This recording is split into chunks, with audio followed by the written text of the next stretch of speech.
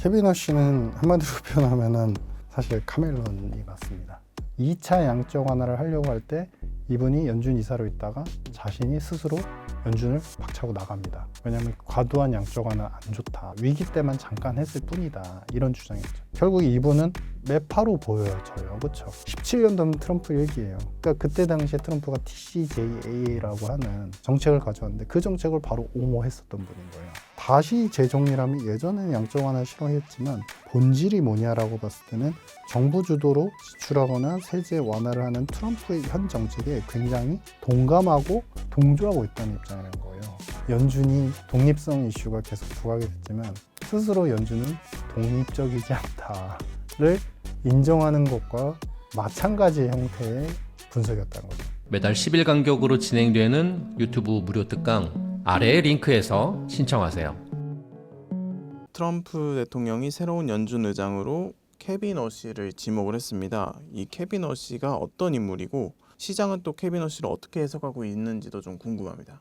케비너 씨는 한마디로 표현하면은 사실 카멜론이 맞습니다. 처음에는 케비너 씨가 이제 지명이 되고 나서 이분이 예전에 했던 발언들을 종합해 보면 2008년 이제 국제은행 연례 협의회에서 발언한 얘기가 유동성은 민간에서 스스로 공급돼야 된다. 그렇지 않고 만약에 연준 주도로 유동성이 공급이 되면 아이들머니가 되고 실질적인 금융시장과 상품에 대한 자정작용을 할 수 없다. 민간은 자체적인 리스크 관리나 자체적인 위험 평가가 계속적으로 이루어지기 때문에 오히려 효율적으로 자본이 배분될 수 있지만 연준 주도로 무작위로 돈을 뿌리는 것들은 굉장히 위험할 수 있다. 효과가 덜하다라고 표현을 했어요. 이 얘기는 한마디로 양적 완화 안 한다는 거죠. 실제로 이분이 벤 버냉키 의장이 이제 양적 완화를 갖다가 구도를 창실했을 때 그때 참여자로서 참여는 했지만 2차 양적 완화를 하려고 할 때 이분이 연준 이사로 있다가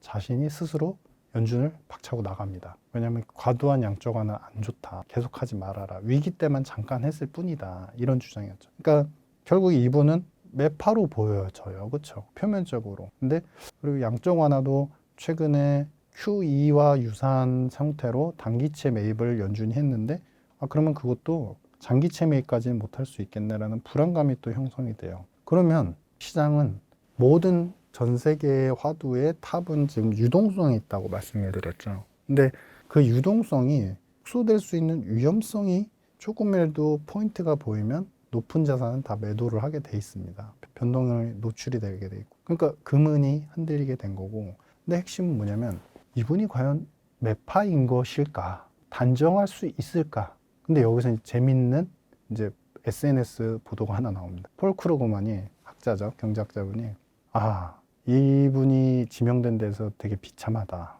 비참한 느낌을 표현을 안 할 수 없다. 왜냐하면 이분의 특성은 어떤 당에서 대통령이 선출되느냐에 따라서 스탠스가 이렇게 갔다 저렇게 갔다 왔다 갔다 하는 분이었기 때문에 정치적 성향이 강하다라는 뉘앙스의 표현을 합니다. 그러면 이제 우리가 표면적으로 매파인 줄 알았는데 그럼 다시 찾아볼까 했더니 예전에 조지 부시 대통령이 있었죠. 오바마 전이었죠. 그때는 조지 부시 대통령 시절에 경제 백악관에서 경제자문위원을 맡습니다. 경제자문위원을 맡으면서 재정 지출의 필요성과 정부 주도의 확장적, 그러니까 소위 말하는 공화당은 항상 케인즈적으로 정책을 펼쳤는데 돈을 산업에 계속 넣어줘야 된다는 그런 정책을 고수하고 그런 프레임을 짰어요. 특히 그때는 제조업 중심으로 짰거든요. 연준 이사로 있을 때는 양적 완화를 개발했지만 과도한 양적 완화는 연준 주도로 공급하는 거는 자정작용이 없다. 탑에서 돈을 뿌리는 거 안 좋다 얘기했잖아요. 근데 정부 주도로 돈을 푸는 거는 합리적이고 그게 필요하다. 바로 조지 부시 때는 또 그렇게 바뀌었어요. 그리고 최근의 상황을 보시면은 2017년도에 경제학자분들하고 아티클을 쓴 게 있는데 통화정책에 대한 부분보다도 경제가 성장하고 생산성이 좋아지면 어떻게 해야 되느냐에 대한 솔루션을 적어놨는데 그 솔루션이 제일 중요한 거는 생산성과 노동시장의 개선이 일어나려면 기업 규제 철폐, 세제 완화, 그리고 추가적으로 기업들이 생산 활동을 할 수 있게 비용 컨트롤, 이런 활동이 잘 이루어질 수 있게 연준은 보조적 역할을 대응을 해줘야 된다. 근데 이게 지금 규제 철폐, 세금 완화 뭐랑 바로 직결되는 게 있지 않으세요? 트럼프죠. 7년도면 트럼프 일기예요. 그러니까 그때 당시에 트럼프가 TCJA라고 하는 일자리 창출과 세금 감면 정책을 가져왔는데 그 정책을 바로 옹호했었던 분인 거. 그러면은 다시 재정리라면 예전에는 양적 완화 싫어했지만 본질이 뭐냐라고 봤을 때는 정부 주도로 지출하거나 세제 완화를 하는 트럼프의 현 정책에 굉장히 동감하고 동조하고 있다는 입장이라는 거예요. 그러면서 연준의 역할에 대해서 항상 뉘앙스가 연준이 뭔가를 끌어가야 된다는 입장보다는 통화 정책의 효율성들이 잘 이루어져서 정부 정책으로 잘 돈이 풀리고 생산이 높아지는 거에 기여를 해야 된다는 입장이에요. 아주 이거를 짤막하게 요약해 보면 단정할 수는 없지만 핵심이 뭐냐면 연준의 역할을 정부 주도 경제 개혁의 부수자로서 정의하고 있다는 거. 그건 뭐냐? 연준이 독립성 이슈가 계속 부각이 됐지만 스스로 연준은 독립적이지 않다를 인정하는 것과 마찬가지의 형태의 분석이었다는 거죠. 그러면은 앞으로도 사실 이제 인플레이션이 케빈 워시는 과거에서부터 인플레이션 그게 이제 정부 주도로 돈을 푸는데 기업들이 비용이 발생하니까 그 부분을 페드가 막아줘야 된다 이런 뉘앙스였는데 그러면 상황이라는 거 있잖아요. 예를 들면은 그런 거죠. 굉장히 덩치가 크고 험악한 사람이 있어요. 이 사람은 항상 어디 가나 분란을 일으키고 무서운 행동을 할 것 같아요. 근데 이 양반이 어디에 가냐면 아이들 유치원에 가가지고 정말 꽃 같은 아이들 유치원에 둘러싸요. 거기 가가지고 우락부락한 이분이 애들을 보니까 갑자기 너무 마음이 따뜻해지는 거예요. 그 상황에서 아들한테 굳이 험상궂고 험한 소리하고 그럴 이유가 없는 거예요. 자, 바로 이게 뭐냐면 그분은 그런 스탠스였지만 케빈 워시는 그런 스탠스였지만 경제 상황에 대해서는 충분히 트럼프 정책에 동조를 하고 있고 여기에 AI로 인해서 인플레이션, 관세에 의한 인플레이션도 조절이 되고 있잖아요. 근데 거기에 더불어서 AI에 의한 디스인플레이션 가능성까지 언급을 하면서 그럼 연준의 역할이 비용이 막 늘어나는 구간이 아니니까 연준은 보조적 역할을 해야 된다. 그러면 통화 정책상 양적 완화는 예전에 해놓은 말이 있기 때문에 대놓고 못하겠지만 개입은 크게 못하겠지만 금리 인하를 통해서 비용 조절, 특히 서비스업 같은 경우는 금리에 의해서 왜냐하면 조달하는 금리에서 시설 설비와 사람 채용 이런 것들이 지금 금리에 의거해서 책정이 되거든요. 비용 단위. 그러니까 그거를 갖다가 다 통제할 수 있게끔 하겠다. 그거 무슨 얘기죠? 양적 완화는 모르겠지만 저도 모르겠어요. 아직은 어떤 스탠스를 보일지. 또 말이 확 바뀔 수도 있죠. 양적 완화 필요하다 이런 식으로. 근데 적어도 금리 인하는 해주겠다는 신호를 충분히 볼 수 있는 분이다. 근데 이제 장기채에 대한 어떤 매입, 의사, 욕구 이런 것들은 적극적으로 표명을 안 했기 때문에 사실은 장기채는 당분간은 높은 상태를 유지할 거고 금리가 높은 상태에서 있겠지만 단기 금리는 빠르게 떨어질 수 있겠죠. 충분히. 그래서 이러한 화두는 직접적인 색깔을 보이기 시작을 할 때 최소 6개월 이상은 놓고 보셔야 된다. 근데 저는 충분히 정부 정책에 공조하는 형태로 이 케빈 워시 분께서 이제 새로운 후보께서 그런 스탠스를 표출할 가능성이 있고 그때부터 이제 불확실성 완화에 대해서 또다시 연준이 돈을 푸는 기조가 맞다라는 것을 확신하면서 전체적인 유동성 시장이 또 붐업이 될 것 같다. 그러면은 지금은 케빈 워시도 하고 자산시장 자체도 흔들림이 있고 여기에 더불어서 산업적인 AI에 대한 버블론, 과도한 메모리 가격의 상승 이런 비용단에 대한 걱정을 하고 있는 단계이기 때문에 어느 정도 시간은 필요하다. 소화 흡수할 시간이 필요하다 이렇게 보고 있습니다. 단기적으로 워시 쇼크라 해가지고 증시가 큰 충격을 받았었는데 이거는 그러면 박사님 말씀대로라면 매파로 인식해서 이렇게 쇼크가 왔었던 거네요.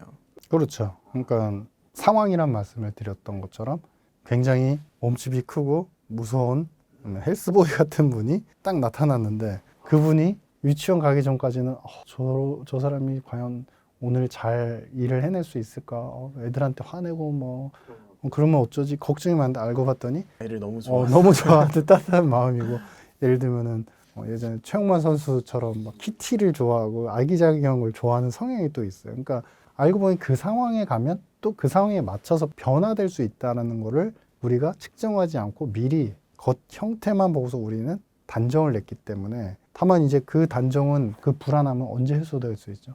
유치원에 가서 아이들이랑 잘 노는 걸 봤을 때 해소가 되잖아요. 그러면은 연준 의장이 돼서 뭔가 스탠스를 갖다가 코멘트가 나오거나 아니면 의회 청문회에서 나는 이런 입장이다라는 걸 표명을 해줄 때 뭔가 해소가 되지 그 전까지 온갖 추측만 난무할 것이다. 이런 판단입니다. 그러면 워시가 연준 의장이 되고 박사님 말씀대로 트럼프의 의도처럼 금리를 내린다면 더 큰 유동성이 풀릴 것으로 좀 예상이 되는데 그러면 이제 자산시장에 버블이 올 수도 있을까요? 근데 이제 버블이라는 건 이것도 오르고 저것도 오르고 다 오르는 시장인데 그거는 이제 작년도에 시즌이 끝났다고 보여지고요. 올해는 돈이 많이 풀리지만 이 돈들의 플로우들은 사실 자연스럽진 못합니다. 예를 들면은 글로벌 펀드 플로우로 봤을 때 쏠림이 계속 있긴 해요. 그러니까 최근에는 아시아 뭐 한국을 비롯한 아시아 국가로 이제 돈이 많이 유입이 되고 있는 상황인데, 그러니까 돈이 많다고 해서 모든 자산을 다 사는 형태는 아니라는 거죠. 그렇게 되려면 달러 값이 정말 싸지면서 달러 캐리 트레이드, 그러니까 엔캐리는 들었지만 달러 캐리 트레이드도 항상 시장에 잔존하고 있는 유동성의 근원이거든요. 근데 그 돈들이 정말 많이 풀려야 되는데 그러한 것을 확인하려면 금리도 여기서 최소한 100bp 이상은 낮아져야 되고, 물론 여건은 형성이 되어 있습니다. 이 SLR이라고 하는 이제 강화된 이제 자본 비율을 갖다가 미국 상업은행한테 대규모로 낮춰줄 것으로 지금 4월부터 시행이 될 것인 형태인데, 그러니까 4월부터 이렇게 ESLR을 낮춰주게 되면은 미국 상업은행들은 대출도 많이 해주고 그다음에 국제 투자도 많이 해줄 수 있고 해외 법인에 대해서 유동성을 넘기면서 해외 유동성 대출을 갖다 달러 대출을 많이 늘릴 수 있는 여건은 조성이 되어 있습니다. 근데 다만 이런 플로들이 항상 돈이 풀린다 그래서 전체 탑 규모가 뭐 75조 달러, 80조 달러 이렇게 간다고 해서 항상 모든 자산 시장에 돈이 머물러 있는 거 아니고 지금 플로우의 이동이 되게 빠르다. 그러니까 한쪽에 확 몰입이 됐다가 또 여기서 빠지면은 또 다른 쪽으로 변모가 되고, 특히 그러한 특징 중 자산 중에 하나가 비트코인인데 초기에는 비트코인의 도시를 만들겠다는 트럼프의 그런 선언과 정책 기대감 때문에 굉장히 좋았지만 최근에 케빈 에셋도 그렇고 사실은 이제 재무부에서도 지금 보유하고 있는 양이 물론 가격이 평가절하됐기 때문이긴 하지만 당시에 작년도 당시에는 한 220억 불 정도를 비트코인 매입하고 있다. 근데 지금은 그게 170에서 한 200억 정도 되는 걸로, 200억 달러 정도 되는 걸로. 근데 여기서 추가 매입은 안 하겠다고. 그러니까 과거에는 어떻게 보면은 비트코인이나 아이디어죠. 그러니까 스티븐 미란의 보고서가 트럼프의 정책을 다 대변해주고 어떻게 흘러갈지 예측용 보고서는 맞았지만 경제적인 합리성은 전혀 없었던 보고서예요. 거기서 달러를 약세로 만들면서도 미국의 재정을 갖다가 복원해서 제조업을 살리려면 제일 중요한 건 달러 자산을 해외에 팔지 않아서, 해외 자산으로 팔지 않으면 어떻게 되죠? 그러면은 해외에도 안 팔면 항상 국채 수요, 미국 달러 자산 수요 때문에 사실 달러가 항상 원래 싸야 되는데 비싼 가격이었잖아요. 근데 그 흐름을 깨겠다. 그러면서 그러면 뭘 재정으로 보충할 건데 그때 우리는 금과 비트코인 암호화폐를 팔겠다 이랬어요. 근데 암호화폐는 본인들이 발권을 갖고 있지 않아요. 그러니까 이게 시장에서 사들이고 또 파는 것의 과정이 제한이 되니까 이거는 적정하지 않은 거예요. 그러면 뭐냐면 지금 한마디로 첫 번째 그 스티븐 미란의 보고서는 논리상 맞지가 않는 보고서였다. 근데 암호화폐나 금을 팔겠다 그러면서 뭔가 그 해당 시장에 굉장히 뜨거운 바람은 넣었지만 금은 미국이 아니라도 중국에 또 계속 사고 있기 때문에 가격의 어떤 추세적 패턴은 이어질 수 있겠지만 비트코인은 그렇지 않아요. 중국은 싫어해요. 그럼 미국만이 주도적으로 끌어가야 되는데 미국이 발뺌을 하고 있어요. 이것으로 뭔가 재정적인 보충이 안 되는 전략 자산은 맞지만 그 큰 역할을 못한다는 걸 인정한 거거든요. 그러면은 여기서 비트코인을 더 불하게 투자할 수 있는 매력도는 사라지는 것이죠. 그러니까 그런 조정의 여지가 있고, 반대로 우리 이제 코스닥 시장 같은 경우는 어느 정도 이제 우리도 약간은 버블의 징후가 없는 건 아니지만 정부 주도로 새로운 펀드를 조성을 해서 신규 투자를 하게 하고, 그 다음에 두 번째는 여러 인센티브를 주잖아요. 특히 연기금이 코스닥 투자를 하게 되면 관련되는 보상 방안들, 평가 방안들 이런 것들이 계속 개선되고 있잖아요. 그러면 또 정부 정책 주도로 가고 있으면 당연히 코스피보다는 코스닥이 상대적으로 성과가 좋을 수 있는 환경이 마련되는 거죠. 근데 마련됐다고 코스닥이 그러면은 전체 시장이 조정받는데 안 떨어지고 혼자 올라야 돼요. 이건 아니죠. 어느 정도 시장 조정이 마무리되면 상대 퍼포먼스는 또 코스닥이 좋아질 수밖에 없는, 제 개인적인 추측입니다만 충분히 코스닥 150 지수로 본다고 한다면 우리나라는 항상 모멘텀으로 실적이 좋아지거나 뭔가 수주가 나오거나 새로운 애로, 바이오 기업은 애로가 나오거나 이럴 때만 이제 확 올랐다가 그게 꺼지고 나면 거품 전부 세론이 나오고 했는데 그거는 자본시장의 적정성, 효율성이 유지가 되지 않았기 때문에 그것의 가장 큰 역할의 요소는 연기금이 장기 투자를 갖다가 우리나라인데 우리나라 연기금의 장기 자금을 머물지 않게 하는 그런 정책 때문이었다고 봐요. 그래서 그런 부분이 해소가 이번에 될 수 있고 한다면 사실은 근데 상대적인 퍼포먼스는 또 오히려 코스닥의 매력도가 있는 기업들이 많을 것 같다. 오히려 돈들은 이쪽으로 더 집중이 될 수 있을 거다. 그래서 모든 자산보다는 정책과 유동성의 흐름을 보면서 포트폴리오를 좀 짜나가실 필요가 있다. M7 중에서도 알파벳과 엔비디아만 수익률이 높고 나머지는 그 S&P 500보다도 떨어지는 모습인데 이렇게 좀 선별적으로 주가가 차이가 나는 이유는 무엇이라고 보시나요? 결국에는 이 AI에서의 가장 화두가 되는 이제 장비, 더 이제 구체적으로 얘기하면 결국에는 이제 HBM, AI 칩을 생산하는 자생적 능력이 있느냐, 없느냐. 구글 제미나이 칩을 만들고 엔비디아 자체 칩을 계속 혁신 드라이브를 걸고 있고, 그러니까 이게 뭐냐면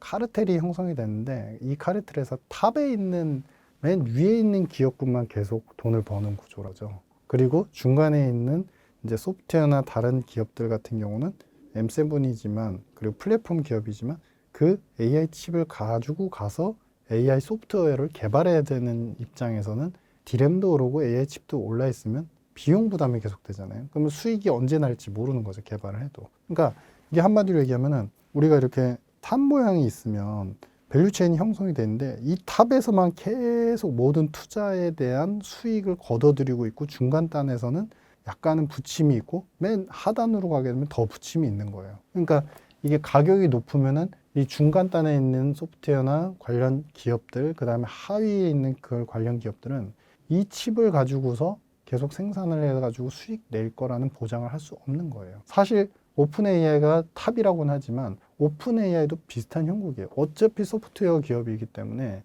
AI 칩을 이용해서 계속적으로 자체적인 어떤 어닝을 만들고 그로 인해서 새로운 투자를 스스로 할 수 있는 현금 창출력은 제한이 돼요. 엔비디아의 도움 없으면 사실 안 돼요. 근데 엔비디아는 왜 투자를 하느냐? 탑에 있는 소프트웨어 업체가 돈이 없어서 만약에 메말라서 고갈이 돼서 합병이 되거나 죽어버린다. 그러면은 이 칩을 사던 되게 중요한 바이어였는데 그 바이어가 사라지는 거잖아요. 그러면은 돈을 넣어서라도 이 바이어를 살려놓고 다른 바이어들이 생기게끔 독려를 해야 되는 거죠. 그러니까 엔비디아는 계속 투자를 하면서 자체적으로 독려를 하는 상황이고, 그런 흐름에서 사실은 탑에 있는 기업군만 지금 엔비디아 상대 퍼포먼스가, 그 다음에 구글, 이렇게 알파벳 이렇게 좋은 상태인 것이고요. 그러니까 이거는 뭐냐면 앞서도 말씀드린 것처럼 유동성이 풀리고 투자는 더 확장적인 기조이겠지만 제가 선택과 집중이 필요하다는 얘기를 앞에서 드렸지만 집중이 필요해요. 돈이 풀린다고 해서 모든 기업군들, 자산군들이 다 해피한 상황은 아니라는 거죠. 돈이 풀리는 만큼 대규모의 투자가 생기는 만큼 돈을 버는 기업군과 낙수 효과를 보는 기업군들은 제한이 되니까